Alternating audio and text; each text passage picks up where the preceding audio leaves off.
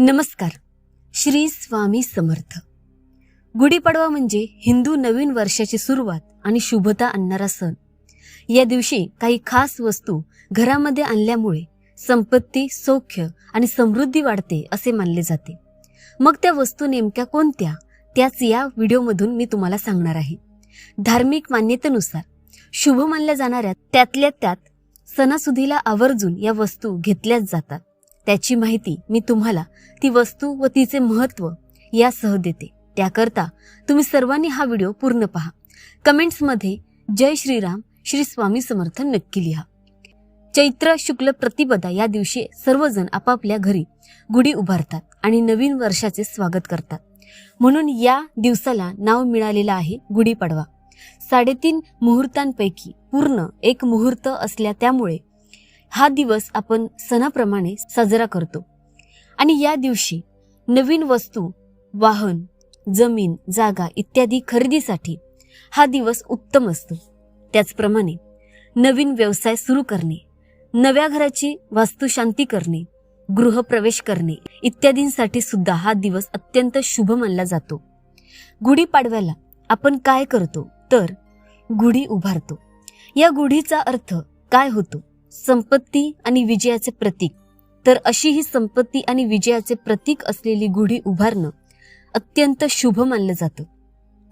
गुढीला आपण खास करून भगवा, पिवळा किंवा गुलाबी लाल रंग असा रंग निवडला तर उत्तम राहील. या व्यतिरिक्त सुद्धा तुम्हाला तुमच्या आवडीनुसार गुढीच्या वस्त्राचा रंग निवडता येईल. फक्त काळा रंग आपल्याला यासाठी वापरता येत नाही, कारण एक शुभ ध्वज म्हणून आपण गुढी उभारतो. तर अर्थातच काळा रंग म्हणजे निषेधाचे प्रतीक असल्यामुळे तेवढा एक रंग सोडला तर तुमच्या आवडीचा कोणताही रंग तुम्ही निवडू शकता. आपल्या घरामध्ये असणाऱ्या टाकांची पूजा या दिवशी अवश्य करावी आणि कुलदेवतेच्या टाकावर किंवा मूर्तीवर कुमकुम अर्चन अवश्य करावं. ओम श्री रामाय नमः किंवा ओम श्री विष्णवे नमः, ओम श्री कुलदेवताभ्यो नमः या मंत्राचा जप केल्यामुळे आपल्याला वर्षभर सौख्य लाभतं. देवघरातील नवीन टाक पाडव्याला तुम्ही बनवू शकता. तर तुम्ही तुमच्या घरामध्ये नवीन टाक बनवायचे असतील तर पाडव्याच्या अगोदर बनवायला टाका व ते पाडव्याला तुम्ही घरी आणू शकता. जर तुम्ही अगोदर आणले तर ते धान्यामध्ये पुरून ठेवावे आणि नंतर पाडव्या दिवशी त्याचे अभिषेक पूजन करावे.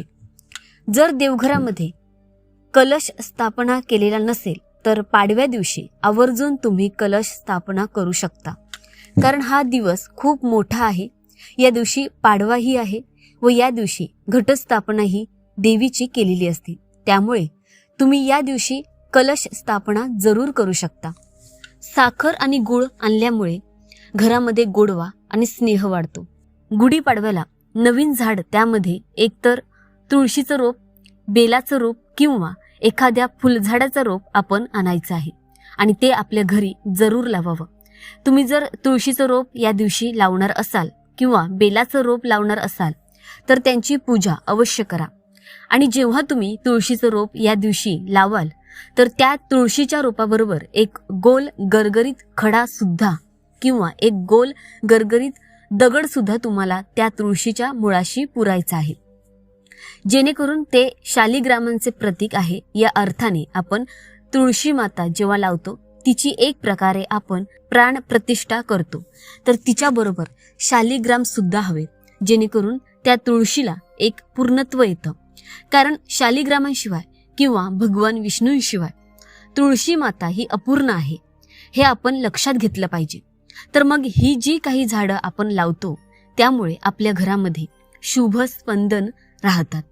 आता या दिवशी सोनं, चांदी, देवी लक्ष्मीची मूर्ती हे खरेदी करणं अत्यंत शुभ मानलं जातं.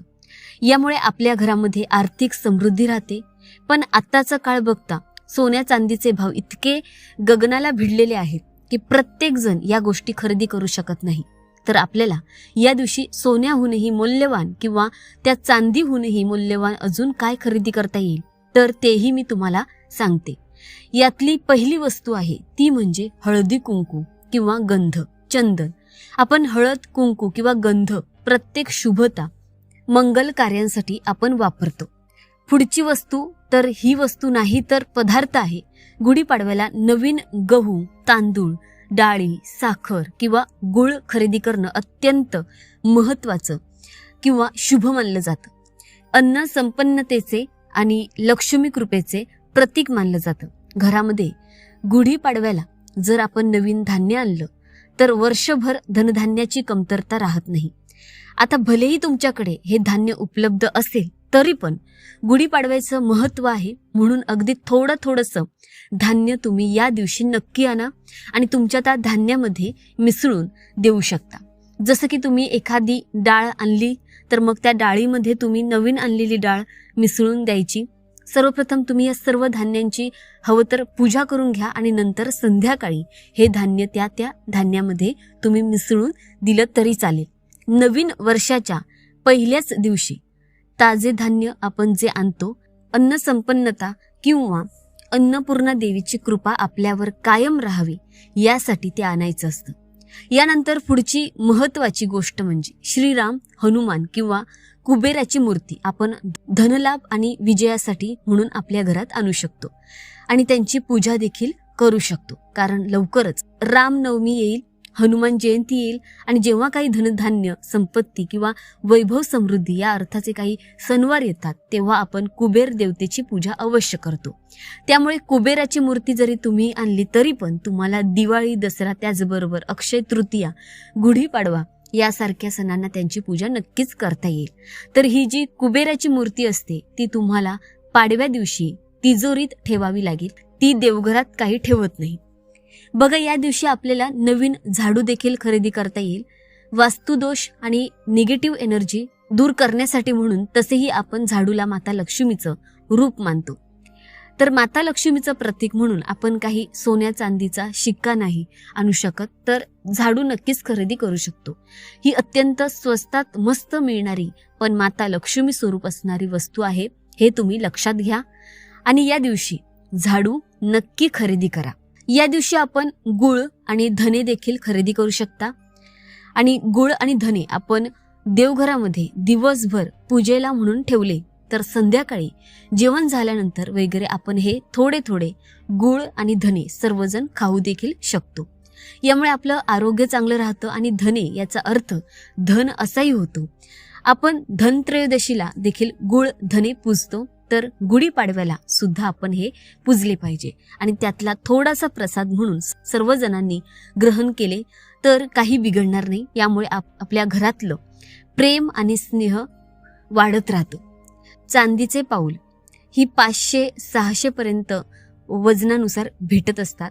माता लक्ष्मीची तीही आपण आणू शकतो आणि लावू शकतो, पण ती तुम्हाला घेणं शक्य नसेल तर तुम्ही जी दुसऱ्या धातूमध्ये मिळतात, तांब्याची वगैरे किंवा ज्याला आपण आर्टिफिशियल म्हणतो, ती आणून लावली तरी चालेल. पण लावताना एक काळजी अशी घ्या की आपल्या घरातल्या व्यक्तींना आपण सांगायचंय या उंबरठ्यावर आपण माता लक्ष्मीची पावलं लावलेली आहेत, तर उंबरठ्यावर शक्यतो पाय देऊन येत जाऊ नका. बऱ्याच जणांना माहिती नसतं, खरं तर उंबरठ्यावर कधीच पाय द्यायचा नसतो, तो ओलांडून मग यायचं असतं. पण मग बऱ्याच घरी ते माहीत नसल्यामुळे सरळ मग चालत निघतात, तर हे करू नका. या दिवशी तुम्हाला लाल किंवा पिवळ्या रंगाचं कापड खरेदी करता येईल. हे सुद्धा सौभाग्य आणि समृद्धीसाठी आपण आणू शकतो. तर हे जे कापड असतं ते आपण समजा त्या दिवशी गुढीला लावलं तर मग नंतर आपण ते देवपूजेसाठी किंवा देवांना आसन म्हणून देखील वापरू शकतो. आपल्या तिजोरीमध्ये आपण काही शुभ वस्तू ठेवणार असू तर पोटली म्हणा किंवा कुबेर देवतांची मूर्ती म्हणा, माता लक्ष्मी संबंधित काही नाणी वगैरे म्हणा, तर मग तिजोरीमध्ये ते कापड आपण नंतर हंतरून द्यायचं आणि नंतर त्या वस्तू त्याच्यावर ठेवू शकतो. तसेच आपल्या देवघरातील देवांनाही वस्त्रही या दिवशी खरेदी करू शकता. आपल्याला या दिवशी अजून काय घेता येईल तर आपण या दिवशी नवीन वही, पेन देखील घेऊ शकतो. कशासाठी? हिशोबाची एक वही म्हणून, किंवा जसं आपण दिवाळीला एक नवीन वही आणतो, पेन आणतो आणि ती वही कशी असते, माता लक्ष्मीचं चित्र तिच्यावर असतं, कुबेर देवतांचं चित्र असतं आणि मग आपण हळदी कुंकू लावून किंवा स्वस्तिक वगैरे काढून ती वही नंतर वापरात घेतो. त्याच पद्धतीने या दिवशी किंवा नवीन वर्ष हे सुरू होते. समजा तुम्हाला काही लिहायची जरी आवड असेल तर त्यासाठी म्हणून सुद्धा तुम्ही ही वही वापरात आणू शकता. जसं की आता रामनवमी येईल, बरेच जण राम नामाचा जप लिहितील किंवा करतील, तर ते लिहिण्याच्या स्वरूपात सुद्धा आपण करू शकतो. श्रीराम श्रीराम किंवा श्रीराम जय राम जय जय राम, कोणी फक्त राम राम असा शब्द लिहून पूर्ण ती वही भरतात. तर राम या शब्दांमध्ये सुद्धा खूप ताकद आहे. किंवा आपल्याला आपल्या कुलदेवीचा जप करायचा असेल किंवा तिच्या नावाने एक संपूर्ण वही आपल्याला तयार करायची असेल तर त्यासाठी म्हणून सुद्धा तुम्हाला ही वही वापरता येईल. आता श्री स्वामी समर्थ महाराजांचा प्रकट दिन सुद्धा येईल, तेव्हा सुद्धा श्री स्वामी समर्थ म्हणून बरेच जण जप करत असतात. पूर्ण एक नोटबुक ते म्हणजे लिहून ती नोटबुक पूर्ण त्या मंत्राने तयार करतात. तर त्यासाठी सुद्धा तुम्हाला या वहीचा वापर करता येईल. मी आशा करते मला काय म्हणायचं आहे ते तुम्हाला समजलं असेल. नवीन वर्षाची सुरुवात म्हणून तुम्ही या दिवशी जरा आध्यात्मिक व्हायचं ठरवलेलं असेल की तुम्हाला या संपूर्ण वर्षभरामध्ये भरपूर सारी पारायणं करायची आहेत किंवा देवी देवतांचं जे काही महत्त्व आहे ते समजून घ्यायचं असेल तर मग त्या संबंधित एखादा ग्रंथ पुस्तिका तुम्ही या दिवशी खरेदी करू शकता. नवरात्रीच्या वेळेस आपल्याला दुर्गा सप्तशती या ग्रंथाची गरज पडते आणि इतर वेळा आपण घेऊ म्हणतो, ठरवतो, पण काही घेणं होत नाही. तर दुर्गा सप्तशतीचा ग्रंथ तुम्ही या दिवशी घेऊ शकता. नवनाथांचा ग्रंथ घेऊ शकता, ज्ञानेश्वरी तुम्ही घेऊ शकता. हरिपाठाचं जे काही छोटं पुस्तक असतं, हनुमान चालिसाची एक छोटी पुस्तिका येते, ती तुम्ही या दिवशी घेतली तरीही चालेल. भगवद्गीता घेतली तरी, सोन्याहून पिवळं. तर बघा या दिवशी हे जे पर्याय आहेत ते तुम्ही अंमलात आणू शकता. बघा या वस्तूंपैकी काही वस्तू आपण या दिवशी खरेदी केल्या तर वर्षभर आर्थिक स्थैर्य, आरोग्य आणि सौख्य आपल्याला नक्कीच लाभेल. या दिवशी आपण काही सुगंधी औषधी, फुले देखील खरेदी करू शकतो. एखाद्या आपल्या घरामध्ये सकारात्मक ऊर्जा वाढवण्यासाठी तर या दिवशी तुम्हाला चंदन सुगंधामधलं काहीतरी आणता येईल. धूप म्हणा, अगरबत्ती म्हणा, तर ते तुम्ही आणू शकता. किंवा त्या संबंधित काही द्रव्य तुम्हाला मिळालं, द्रव पदार्थ चंदनाचा सुगंध असलेलं, तर तेही तुम्ही आणू शकता. त्याचबरोबर सोनचाफ्याची फुलं तुम्हाला या दिवशी मिळाली तर नक्की आणा आणि काचेच्या बॉटलमध्ये तुम्ही जर पाणी भरून ती फुलं ठेवली तर खूप दिवस ती टिकतात. बऱ्याच जणांचा अनुभव असेल किंवा तुम्ही तुमच्या गुरूंना, तुमच्या घरात तुम्ही ज्यांना आराध्य मानतात अशा देवी देवतांना देखील ही फुलं वाहू शकता. आता मोगऱ्याचा सीझन आहे तर मोगऱ्याचं झाड देखील तुम्हाला या दिवशी लावता येईल. नाग केशराची फुलं तुम्हाला जर मिळाली, नाग केशर, तर ती सुद्धा तुम्ही तुमच्या घरी आणा, त्यांची सुद्धा तुम्ही पूजा करू शकता. किंवा तुळशीला वगैरे ही फुलं तुम्ही अर्पण करू शकता. हे फुल काय करतात तर घरामध्ये सुगंध निर्माण करतात आणि अर्थातच सुगंध म्हटलं की तिथे सकारात्मक ऊर्जा नक्कीच वाढली जाते. पंचमुखी रुद्राक्ष किंवा तुळशी माळ देखील तुम्हाला या दिवशी खरेदी करता येईल. जपमाळ म्हणून तुम्ही ती वापरू शकता. गळ्यात घालायची असेल तर मग या दिवसापासून तुम्हाला मांसाहार कायमचा बंद करून ती माळ सुद्धा धारण करता येईल. आपल्या शारीरिक आणि मानसिक शांततेसाठी हे अतिशय उत्तम लक्षण आहे. ज्यांच्या घरामध्ये अजूनपर्यंत शंख नाहीये तर मग ते या दिवशी एक तर दक्षिणावर्ती शंख किंवा विष्णू शंख या दिवशी खरेदी करू शकतात. माता लक्ष्मी आणि श्री हरिविष्णू यांचे ते प्रतीक मानलं जातं. नवग्रह यंत्र किंवा श्रीयंत्र तुम्ही या दिवशी आणलं आणि तुमच्या घरामध्ये स्थापन केलं. व्यापार व्यवसायाच्या ठिकाणी जर तुम्ही श्रीयंत्र या दिवशी स्थापन केलं तर तिथला वास्तुदोष जो आहे तो कायमचा निघून जाईल. तुम्हाला हा व्हिडिओ कसा वाटला मला कमेंट करून नक्की कळवा. आवडला असेल तर या व्हिडिओला एकदा लाईक करा, जास्तीत जास्त इतर लोकांना पाठवा आणि याच पद्धतीने नवनवीन माहितीचे धार्मिक आध्यात्मिक व्हिडिओ पाहण्यासाठी आजच आपल्या गॉड इज ग्रेट या यूट्यूब चॅनलला सबस्क्राईब करा.